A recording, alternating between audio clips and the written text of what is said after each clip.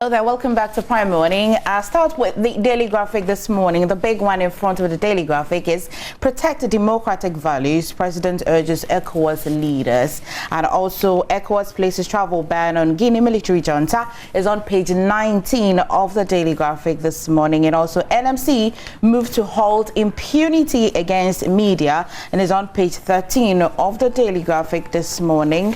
Shall I see what's happening in the middle page? Project to combat child labor in agricultural sector has been launched. It's in the middle page of the daily graphic this morning. World Vision, Rehoboth sign MOU to support vulnerable groups as well. It's in the middle page as well. And also stakeholders deliberate on review of gender policy. This is one that's got my full attention this morning. It's in the center spread of the daily graphic this morning, gentlemen. Jay. Well, thank you very much, Ben. Now, this is also news coming in. Daily Guide reports the story. Mahama attacks EC boss again. Now, the story is on page 3 as the former president has made mention of the EC boss Jean Mensa that she is on a war path with the NDC. The full story is here as he made these claims on a station, I think in the Ashanti region, New Mercury FM, during his thank you tour. The full story is here on page 3. Let's move on. Also, let's be firm on Guinea crisis. The president speaking on the Attorney General decries lawyers judiciary attacks. That story is also on page 3. Let me jump into the center page here real quickly of the Daily Guide newspaper. Let's see if we can catch up with some stories in here. Bragging ritual murder taxi driver refused bail again. This guy, he had his illegal peace of mind at home and he went on TV and just locked himself. Well, that's why I described it as illegal peace of mind. Anyway, let's more stories here. Devise roadmap to tackle Ghana's cyber crimes as well. Dr. Thomas Mensah speaking. The Ghanaian fiber optics inventor and chairman of Silicon Valley of Ghana, Dr. Thomas Mensah. I had a chance to meet him sometime, but great guy, I must say, or man, I must say. Minister donates 1,500 Ghana cedis to Salmajete Field. This story was breaking yesterday as well. Back in here in the middle page of the Daily Guide newspaper. And lastly, Fisheries Ministry cracks whip on illegal fishing. I'm very sure Minister Hawa, what's her name again? Hawa Kumsin, yes, Hawa Kumsin is in there as well. Rambo woman. She's very, very, how would I describe her, for want of a better expression, very stern and hard with the way she approaches her issues to tackle as well. Let's see what comes out of the situation. I don't know whether sternness includes popping gunshots in public, though. Well, you know, there are laws against popping gunshots. Exactly. But Ghana we do. Well, yes. Ben? Well, I'll look at the Ghanaian Times newspaper this morning. At the extraordinary summit in Accra, restore democracy in 6 months. Or ECOWAS leaders order Guinea coup makers. But you know the interesting thing? Doumbouya, Mamadou Doumbouya, has also been delivering some of his own timelines. You know, concurrently, sort of, while ECOWAS was meeting, they were also having their own thing in Guinea. And there's been talk from the reports that we've got from Guinea of their extending, you know, his transitional term to anything between 18 and 24 months. That could be up to 2 years. And it wouldn't be a surprise because when, you know, Sankara passed, it was a similar incident when we had Lassane actually come in. It's been saying, in fact, when Alpha Condé was taking over power in 2010, there had been a transition of between 18 to 24 months. So it appears this is systemic, but that would not be something that ECOWAS would be happy at all about. So of course, they are talking about 6 months here. But I think one major problem we really need to look at, ECOWAS is an economic community, but in terms of its clout in the sub-region, what it can do, it lacks that power. It says here even in the statement that Guinea is a sovereign country. You get it. You really can't tell them what to do. And sometimes the problems that we see in these countries are problems we've seen in other countries and kept mute. Look at the Ivory Coast, Alassane Ouattara. Look at what he's done there. He's also constitutionally, what has there been? Saying anything, yeah. God forbid, if something happens there, then we'll, We saw Alpha Condé do it. Now our foreign affairs minister is saying that, we told him not to, Charlie. So it's a dicey game, but we just pray that the people of Guinea will have their peace. And I just might chip in that the military ruler the de facto ruler, is trying to be de jure in a way. Do you know what he's doing? He's releasing prisoners, people who were incarcerated for very flimsy reasons by Alpha Conde. He's got the international community. He's telling them your investments are safe. Mining, what, you are good to go. He's bringing in civil society and the rest. Legitimacy. Very smart guy. Anyway. Very, very smart guy. Legitimizing the coup that he did, positioning the ECOWAS in the position, putting them in a position where it'll be very difficult to make any, because he's doing what is right, but he did it the wrong way. It is not wrong for him to take off his military uniform and say, I want to be a civilian and contest the election. Yeah, and he'll win. So you can see what's likely could happen. Yeah, he'll win. Wow. Ambrose Derry says 7,000 Ivorian. Extending into 18 to 24 months, does it 18 to 24, yeah. Does it cover the period where the next election is going to happen? So there are no firm timelines on that yet. No, but I mean the Guinea's elections. It's also 4 years, right?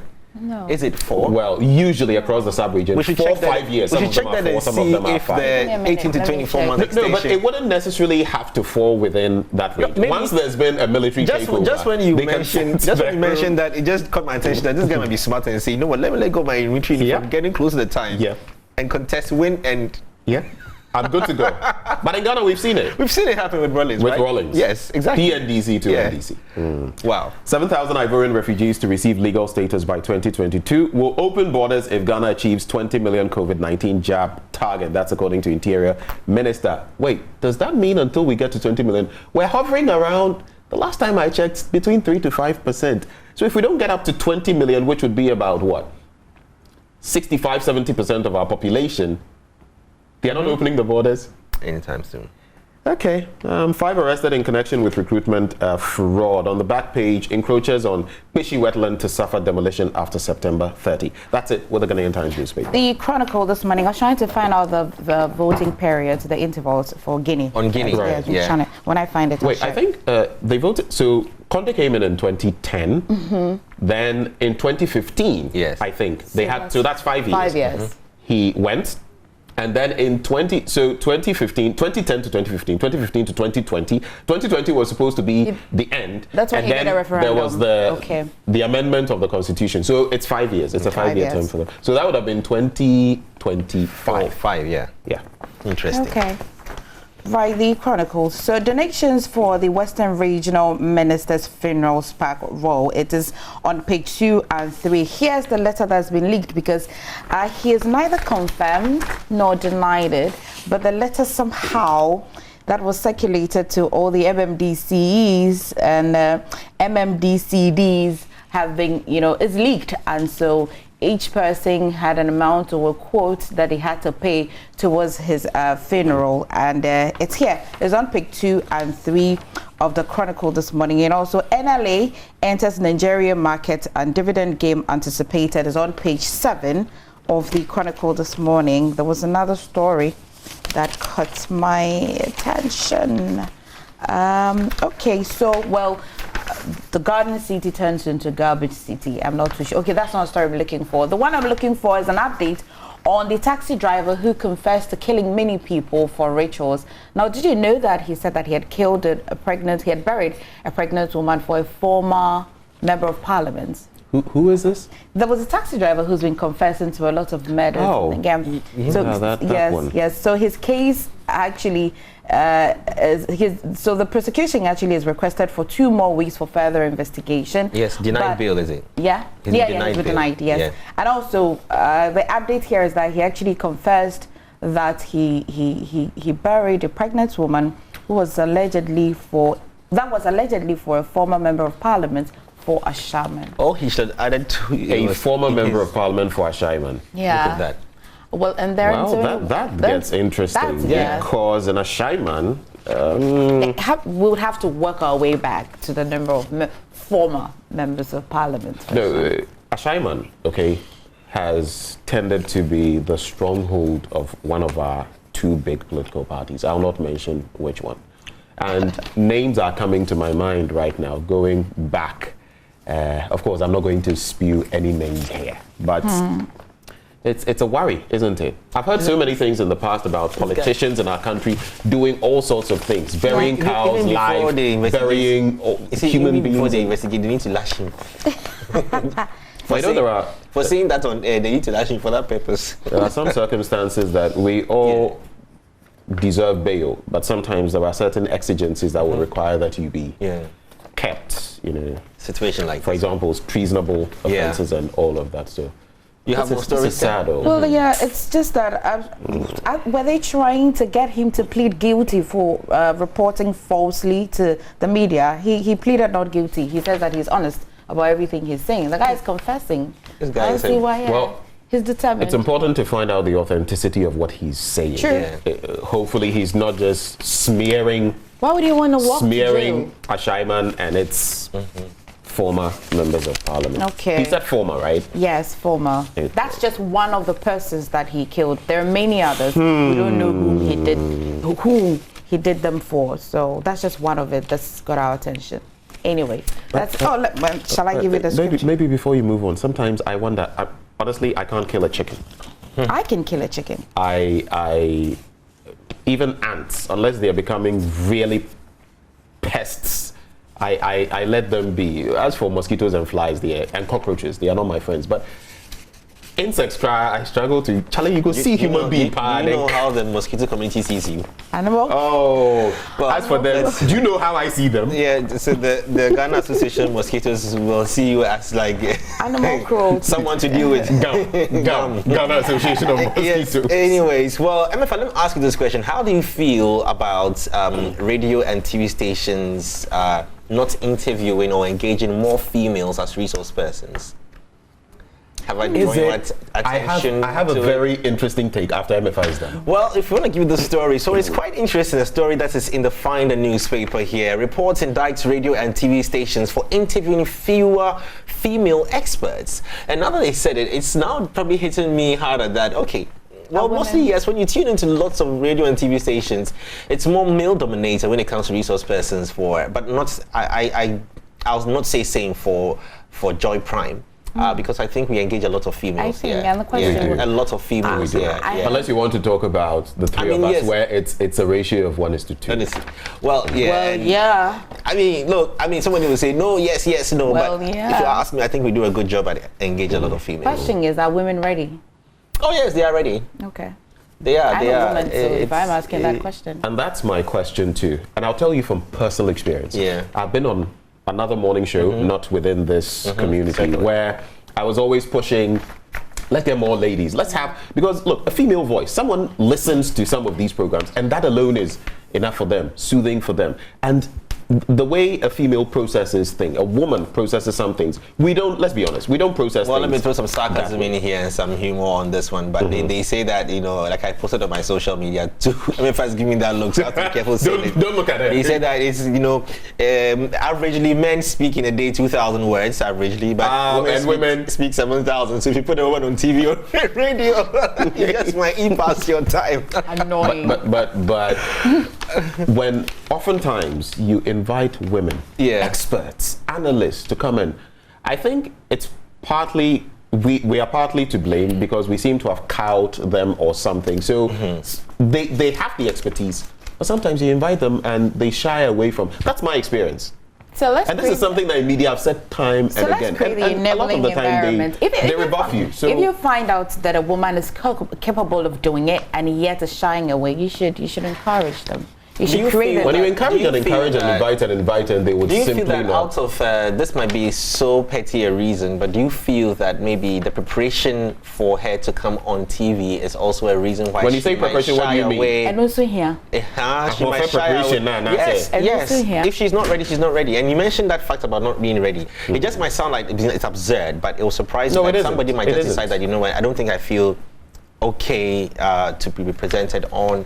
So, and also, anyway, the reasons are many. But that story is here. Immigration also deported 271 foreigners in 2020. And that story is also on the front page of the Finder newspaper. Sharing 3 minutes to you guys.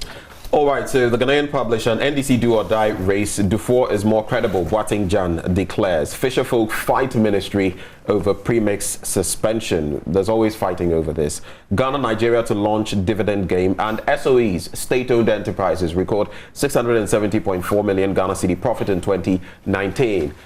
Interesting there because over the years, it's not been a pleasant experience. Picture there of Honorable Stephen Asamoah Boateng, but he basically just took over, so I don't know whether he should be credited for this. But there's the story I wanted to just get into, and I'll ask a question. On page 10, lifestyle, there's a story there. No one marries a guy she found in a trotro. It's an interesting story. I've been reading it, and I'll have to finish it when, eventually we get off. But would you don't even sit in trotro, that's the problem. But if you ever sat in a trotro, sip on that tea.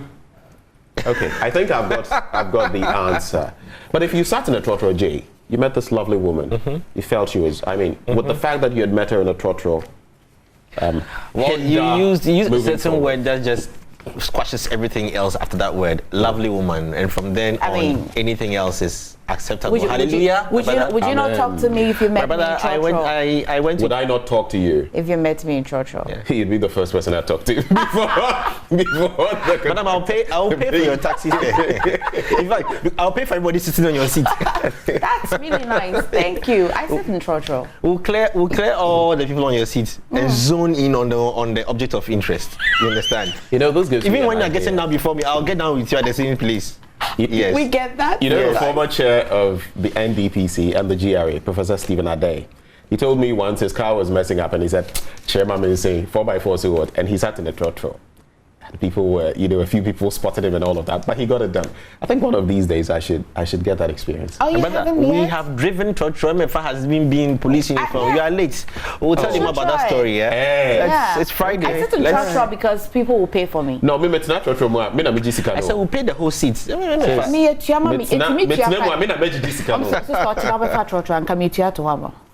Yeah, so it's nice to they are testing me. Okay. But have we got our biblical quote today? Well, yeah. Sorry. Give me a moment. So. Okay, so we'll do that and say goodbye. Yeah. I think we had the... Yeah, so today's scripture reading is from Matthew 27, verse 4. Wow. About 3 o'clock, Jesus called out with a loud voice. Jay. Oh, Eli, Eli, lama sabachthani. Which means, my God, why have you forsaken me? Yes, this is the scripture for today. It's something that really I love that in particular. I don't know why. Since childhood, anytime I went for Good Friday service, I always hear it. So it's grow with me. Yeah. Talking about that as well. Talking about Good Fridays and death. It's been reported the passing of Ghanaian actor, comedian, Kohe. May his soul rest in perfect peace. Yes, we all grew up watching all those theatrical experiences, on television, and may his soul rest in perfect, a life well lived, if you ask me. Well, that starts out what's trending when we come back after the break. Don't go away.